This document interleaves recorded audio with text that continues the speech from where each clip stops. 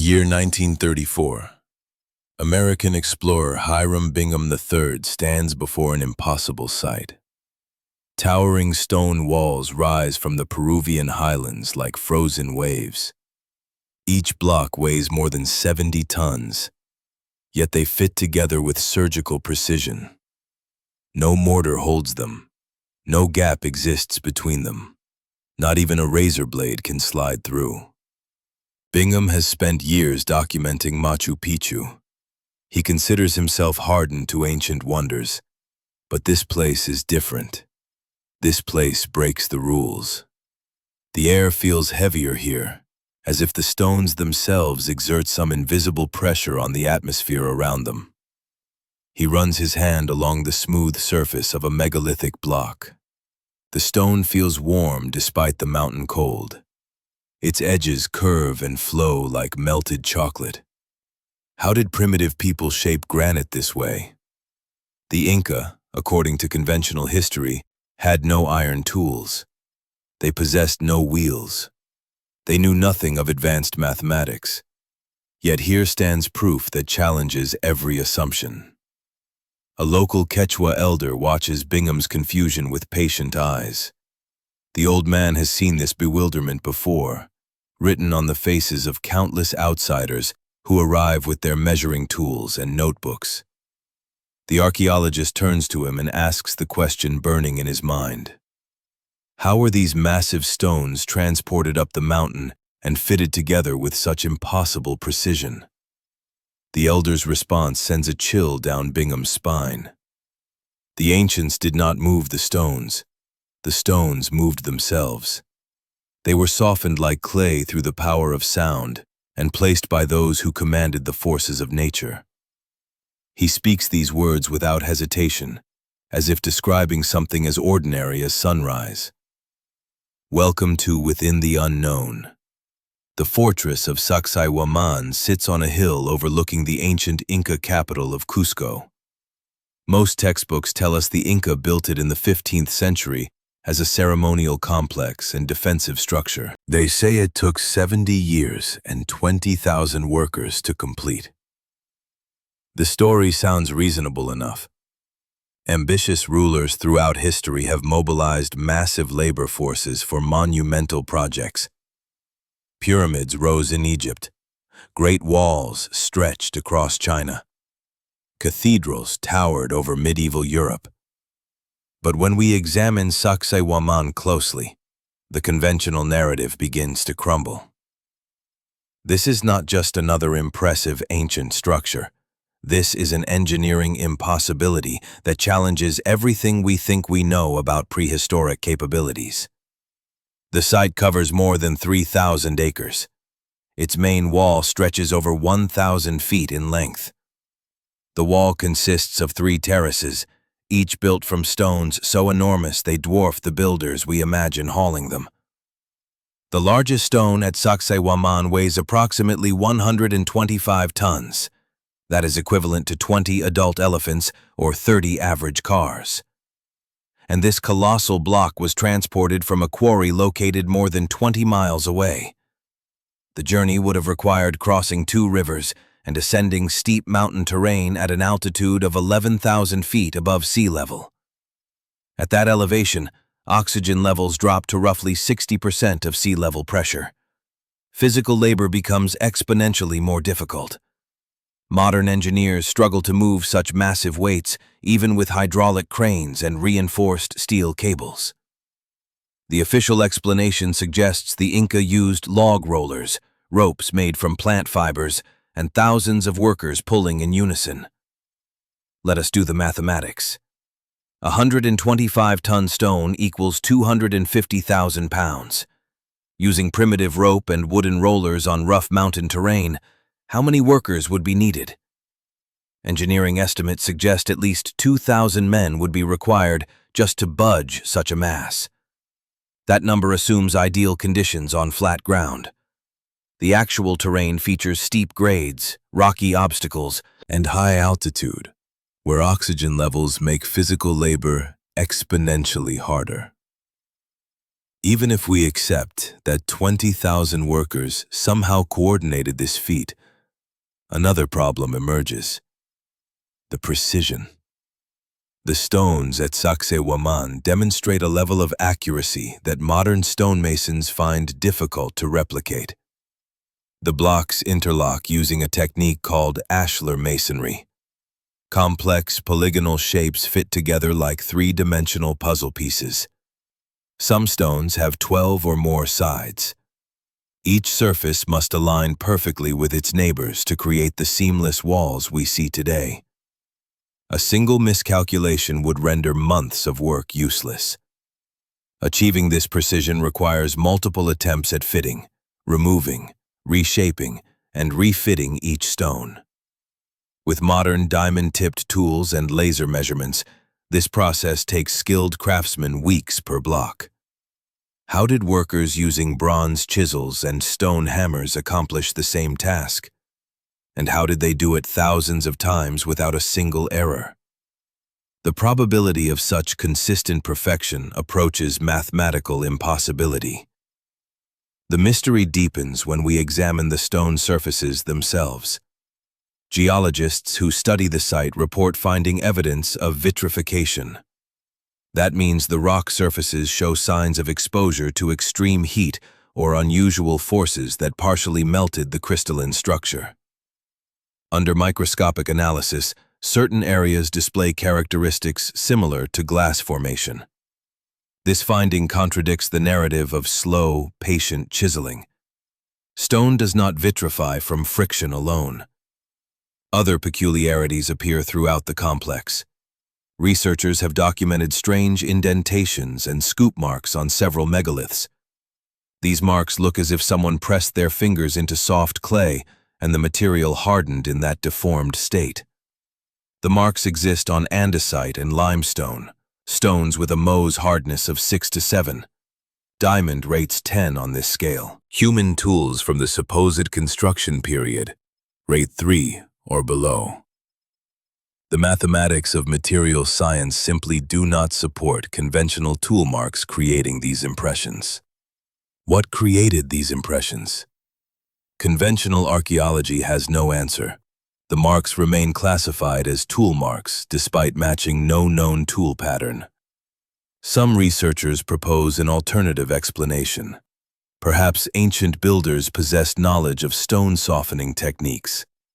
Legends from multiple Andean cultures describe the use of plant extracts that could make stone pliable like wet clay. The consistency of these legends across unconnected tribes suggests they may preserve genuine historical memory. Spanish chronicler Garcilaso de la Vega documented these stories in the 16th century. He wrote that the Inca used a certain plant to soften rocks for construction. The plant has since been lost or forgotten. Modern chemists have attempted to identify candidates, but have found nothing that could achieve such an effect with the technology supposedly available to prehistoric people. Yet the physical evidence on the stones themselves demands explanation. Think about this for a moment. If ancient Andean cultures possessed chemical or acoustic methods to manipulate stone at a molecular level, what else might they have known? What other technologies vanished when their civilization collapsed? Knowledge can disappear in a single generation if those who hold it fail to pass it on. Wars, plagues, natural disasters, any of these could sever the chain of transmission. The official timeline attributes Sacsayhuamán to the Inca Emperor Pachacuti, who ruled from 1438 to 1471. Historical records state construction began under his reign and continued under his successors. That gives us roughly 70 years for the entire complex. Let us break down what this timeline demands. The site contains estimated blocks numbering in the tens of thousands. Conservative estimates suggest at least 30,000 individual stones. If construction took 70 years, that equals completing approximately 430 stones per year.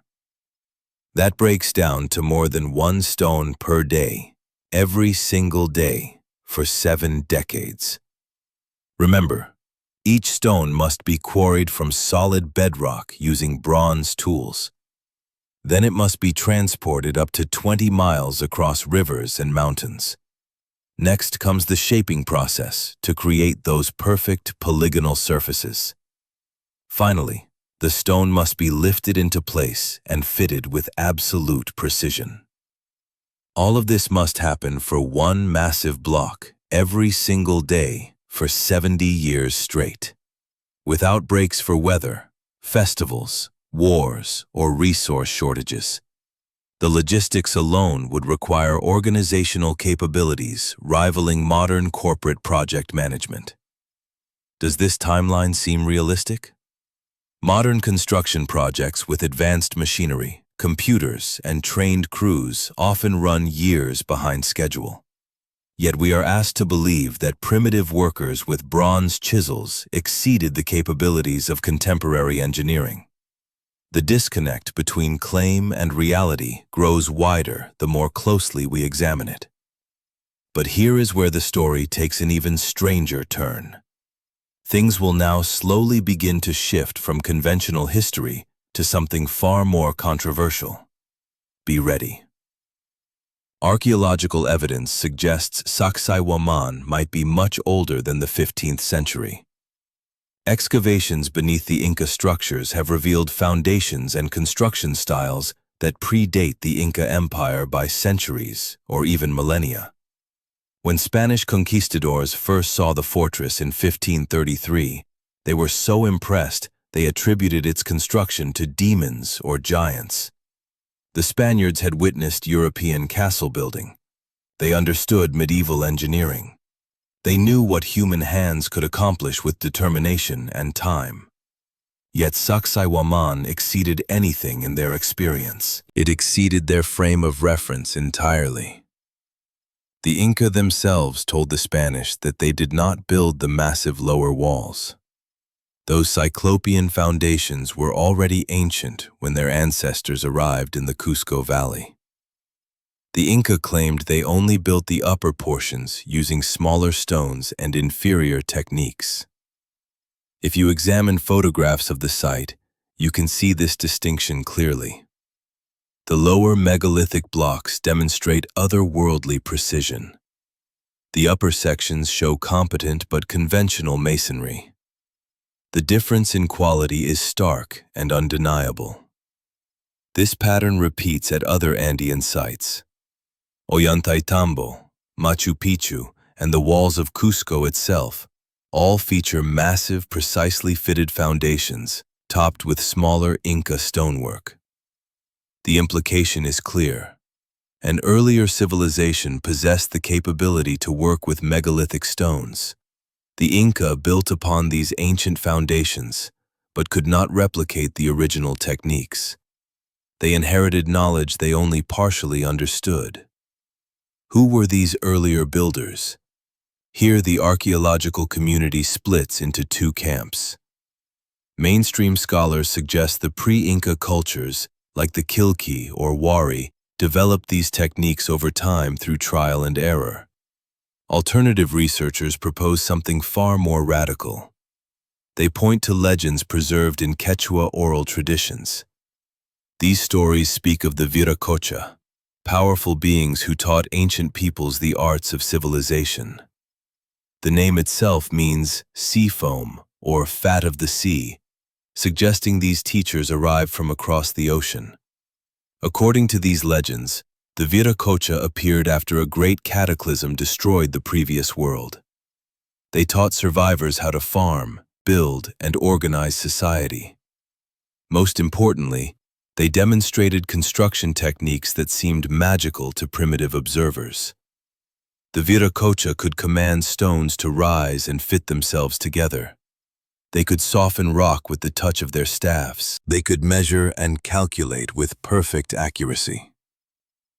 Then, their task complete, they departed as mysteriously as they had arrived. Are these legends mere mythology? Or do they preserve memories of an actual advanced civilization that existed before recorded history? The line between myth and history often blurs when we peer back far enough into time. Consider the astronomical alignments found throughout Sacsayhuamán. The walls align precisely with the cardinal directions. Specific stones cast shadows that mark solstices and equinoxes. The layout encodes mathematical relationships, including the golden ratio and pi. This level of astronomical and mathematical knowledge supposedly did not exist in the prehistoric Andes. Yet there it stands, carved in stone, undeniable and precise. The knowledge had to come from somewhere. Other discoveries add weight to the alternative timeline. In 2015, researchers using ground-penetrating radar detected artificial chambers and tunnels beneath Sacsayhuamán. These subterranean spaces extend for miles in an organized network. The Peruvian government has restricted access to these discoveries. Official excavations proceed slowly with little public disclosure. Why the secrecy? What lies beneath the fortress that authorities want kept hidden? The silence itself raises questions.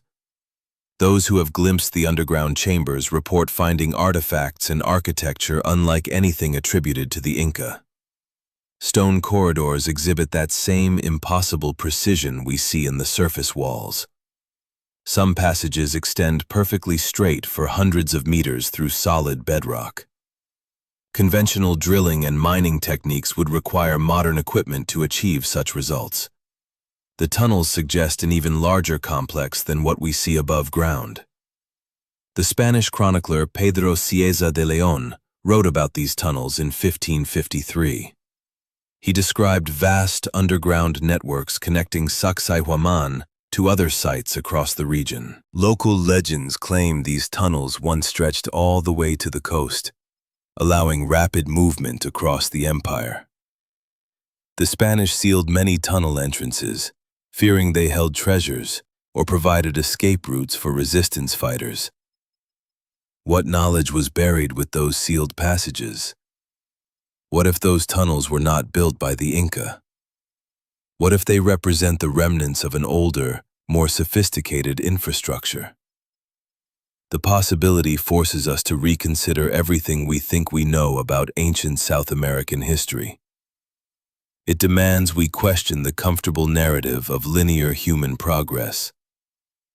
Let us return to those mysterious scoop marks and vitrification patterns. In my video about megalithic construction techniques at Pumapunku, I discussed similar anomalies found at that Bolivian site. Those who have not watched that video should definitely check it out. The parallels between Sacsayhuamán and Pumapunku suggest a shared construction methodology. Both sites feature massive stones fitted with laser-like precision. Both show evidence of high-temperature exposure. Both exceed the capabilities of cultures we believe built them. The geographical separation between these sites makes cultural exchange unlikely, yet the techniques match almost perfectly. Some researchers have proposed that these sites were created using acoustic levitation. Ancient texts from multiple cultures describe the use of sound to move heavy objects. Tibetan monks claim their ancestors could make stones float using specific chanting frequencies.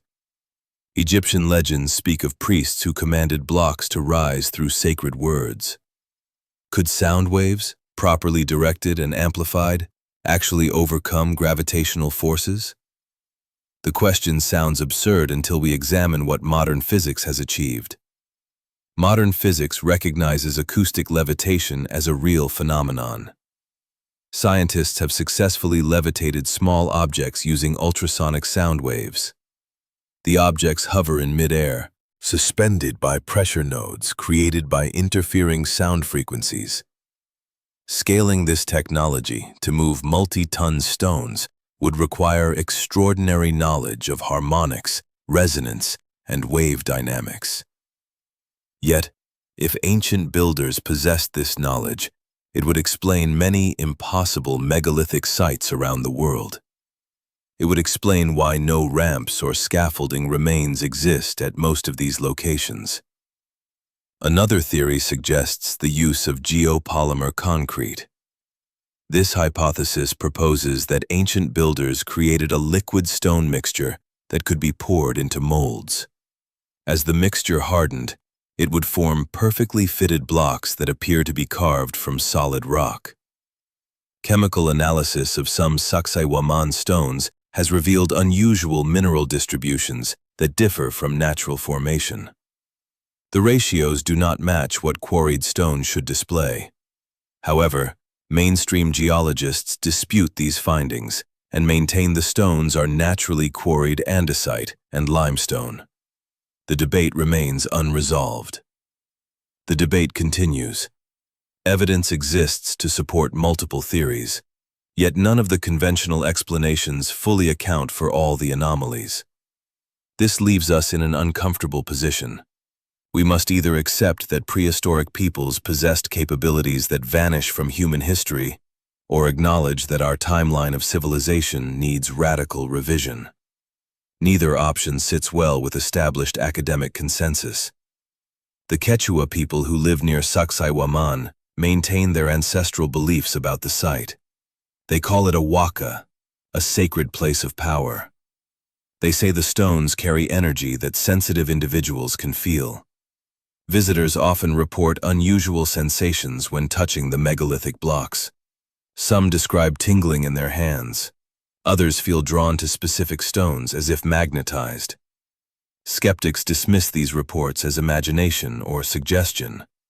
But the consistency of these experiences across cultures and time periods deserves consideration. Thousands of unconnected visitors describing identical sensations cannot be entirely dismissed as coincidence. Modern equipment has detected electromagnetic anomalies at certain megaliths. Magnetometers show unusual readings near some blocks. The Earth's natural magnetic field displays localized distortions that cannot be explained by mineral content alone. Could the ancient builders have understood geomagnetism? Did they deliberately position stones to harness or manipulate natural energy flows? The questions multiply faster than answers emerge. The purpose of Sacsayhuamán remains hotly debated. Was it purely a fortress, as conventional wisdom suggests? The massive walls would certainly provide formidable defense, but several features contradict this interpretation. The walls face away from the most likely attack routes. The design includes ceremonial platforms and water channels that serve no defensive purpose. The astronomical alignments suggest ritualistic rather than military functions. A purely military structure would not require such precise cosmic orientation. Alternative researchers propose Sacsayhuamán functioned as an ancient power plant or energy facility. They point to the water channels as evidence of hydraulic systems.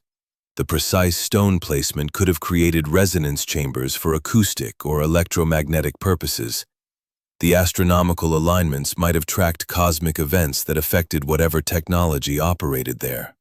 This interpretation remains highly controversial, but explains features that the fortress model does not. It accounts for the over-engineering that makes no sense in purely defensive terms. Consider the name itself. Sacsayhuamán translates roughly as satisfied falcon in Quechua. But some linguists argue the name is a Spanish corruption of an older term. The pre-Inca name might have been different altogether. Names change over millennia. Original meanings get lost or deliberately obscured. Conquerors rename places to erase previous associations.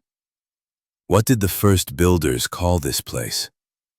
What function did they intend it to serve? We may never know with certainty. We must also examine the broader context of Andean megalithic construction. The South American continent hosts dozens of sites featuring massive, precisely fitted stones. These sites span thousands of miles from the Ecuadorian highlands to the Chilean desert. They represent multiple time periods and different cultures, yet they share unmistakable similarities in technique and execution. This suggests either widespread cultural exchange of advanced construction methods or the influence of a common ancestral civilization. The former seems unlikely given the terrain and distances involved. The latter possibility aligns with Native American flood legends. Nearly every Andean culture preserves stories of a great deluge that destroyed the previous world. These accounts describe advanced peoples who perished in the cataclysm. Only a few survivors remain to teach the ancestors of modern indigenous peoples. These teacher figures appear in legends across the Americas under different names: Viracocha in Peru, Quetzalcoatl in Mexico, Kukulkan among the Maya. The consistency of these narratives across such vast distances suggests a common origin event. Could these legends reference actual historical events? Geological evidence confirms that massive flooding occurred at the end of the last ice age roughly 12,000 years ago. Rising sea levels submerged coastal regions around the globe. Climate chaos triggered widespread societal collapse. If an advanced civilization existed before this cataclysm, much of their technology and knowledge would have been lost. Coastal cities would have vanished beneath the waves. Agricultural systems would have failed as weather patterns shifted violently. Survivors fleeing the floods would have carried fragments of the old knowledge to scattered refuge sites. Over generations, this knowledge would degrade into legend and myth. Eventually, only the stories would remain. The technical understanding would vanish, leaving behind impossible structures that later peoples could not explain except through tales of gods and giants. This pattern of knowledge loss and cultural forgetting repeats throughout human history. This scenario remains speculative, but it accounts for many puzzling facts. It explains why megalithic construction appears suddenly in the archaeological record without clear developmental stages. It explains the global distribution of similar techniques across cultures with no known contact.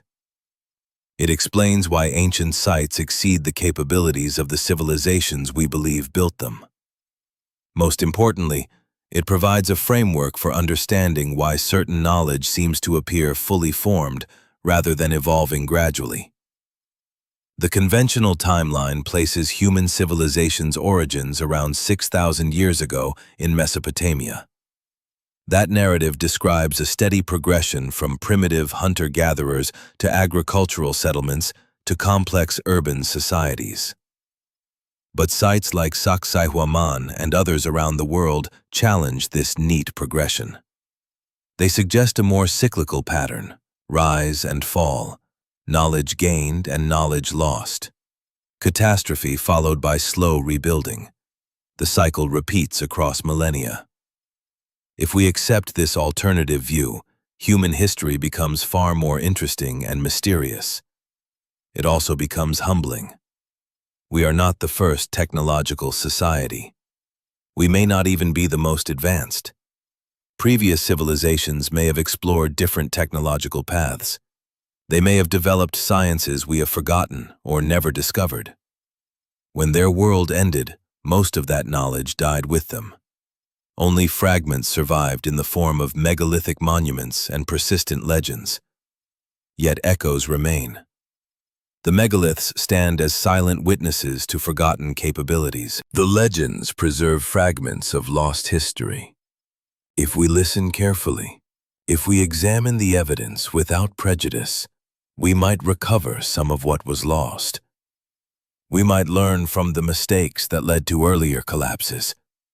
We might even discover that ancient peoples understood certain natural laws better than we do today. Our technological path emphasizes electronics and combustion. Theirs may have emphasized harmonics and natural energy flows.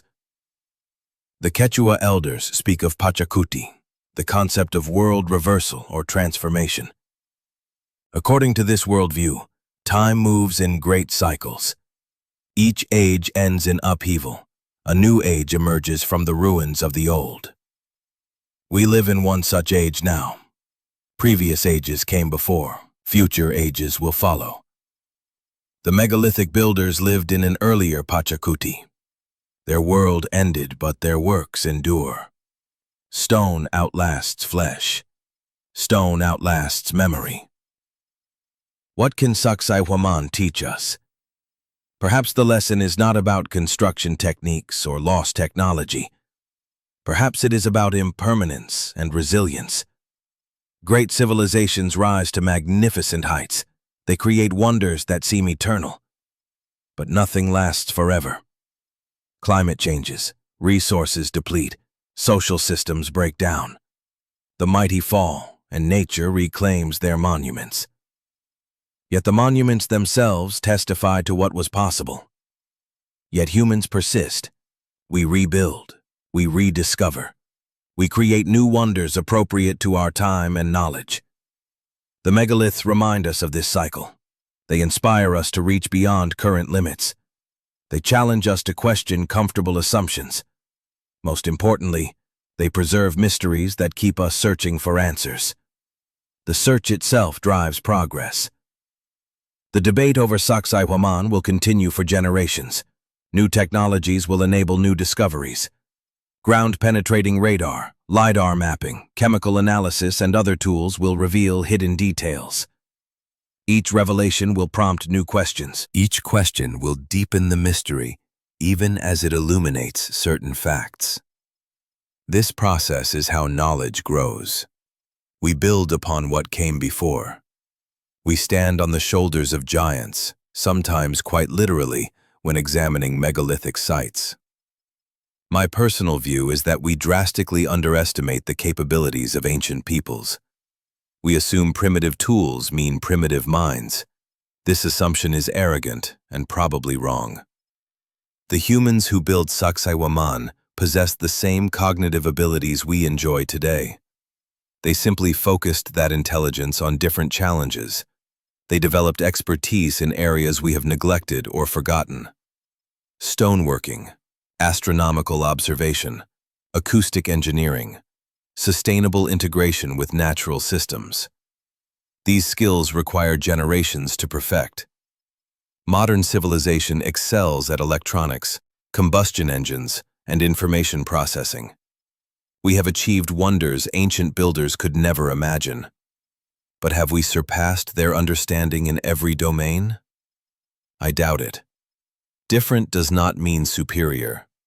Advanced technology in one area often comes at the expense of knowledge in another. Perhaps ancient builders made different choices about which technologies to develop. Perhaps they pursued paths we abandoned or never explored. Perhaps they understood the cost of certain technologies and chose differently. This possibility should make us curious rather than defensive. What did they know that we do not? What techniques have we forgotten? What wisdom was lost when their civilization fell? These questions matter because we face similar challenges today. Climate change, resource depletion, social instability. The same forces that toppled ancient cultures now threaten ours. If we can learn from their successes and failures, we improve our own chances of long-term survival. History rhymes even when it does not repeat exactly. Sacsayhuamán stands as a monument to human achievement and mystery. It represents the pinnacle of megalithic construction anywhere in the world. The precision, the scale, the audacity of the design, all testify to extraordinary capabilities. Whether those capabilities came from the Inca, an earlier Andean culture, or some even more ancient civilization, remains open to debate.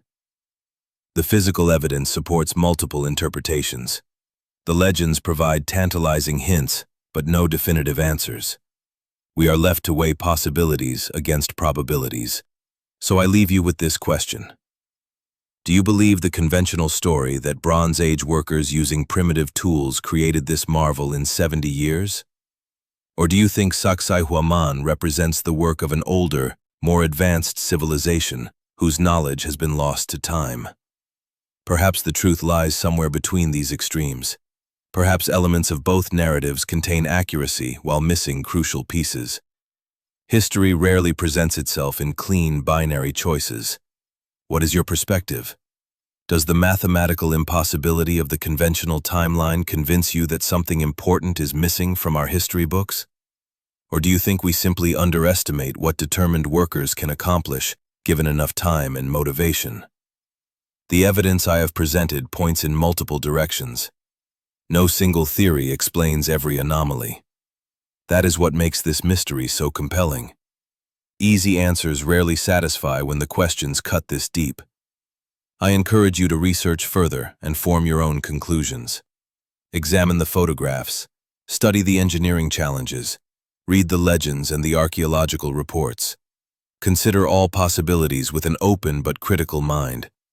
Truth rarely comes easily. It often hides in plain sight, visible only to those willing to look beyond comfortable assumptions. The stones of Sacsayhuamán have waited centuries for us to understand their secrets. They will wait longer still as we slowly piece together the puzzle. Stone is patient in ways humans cannot match. Share your thoughts in the comments. I am genuinely curious about your interpretation of this evidence. Do the acoustic levitation theories resonate with you? Do you find the geopolymer hypothesis convincing? Or does some other explanation seem more plausible? There are no wrong answers here, only different perspectives based on the same mysterious facts. That diversity of thought enriches our collective investigation. Together we explore these mysteries, pooling our insights and challenging each other's assumptions. That collaborative process is how we inch closer to truth. The journey continues. Sacsayhuamán is one piece of a much larger puzzle. Ancient megalithic sites circle the globe, each with unique features and similar mysteries. Connecting these dots reveals patterns that mainstream archaeology struggles to explain. I will continue investigating these sites and sharing what I discover. You can find related videos in the description section. Check out the content on Puma Punku, the Great Pyramid, and Göbekli Tepe to see how these mysteries interconnect. Each site provides context for the others. Together they paint a picture of human history far stranger and more interesting than textbooks suggest. Thank you for watching. Keep questioning. Keep exploring. The unknown yields its secrets slowly, but the search itself brings rewards. Until next time, stay curious and think critically about the stories we have been told. History is not as settled as we might believe. New discoveries constantly revise our understanding. What seems impossible today may become accepted fact tomorrow. The stones of Sacsayhuamán wait patiently to teach their lessons to those ready to learn.